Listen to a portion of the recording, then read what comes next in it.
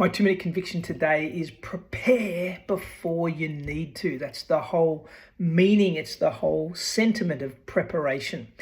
I think the saying goes something like prior preparation prevents pitifully poor performance.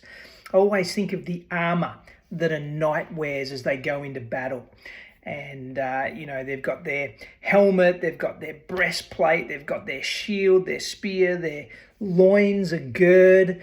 And the truth is, it is way too late to be putting on your armor when you're in the battle. You need to have already made sure it fit, you know how your equipment works, and you were prepared long before the warfare is on you. And as leaders, I feel like we need to be preparing long before we need to, in whatever area that might be. Some of the leadership armor you might need to be equipped with is the armor of truth, or the armor of humility, or the armor of belief and faith in what it is you are doing, what you're pursuing, the armor of courage, the armor of creativity. We need to be honing these attributes as leaders long before we need them.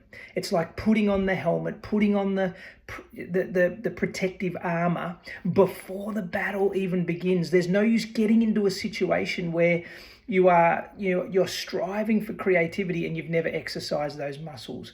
Or humility is the attribute that's going to carry the day as you're trying to manage conflict and tensions in the culture of your team, but you've never developed true, authentic humility in the lead up to it. It's hard to do it in the middle of battle. So there's my 2 minute conviction. As leaders, we need to prepare long before we need it, as counterintuitive as that may sound. Have a great week.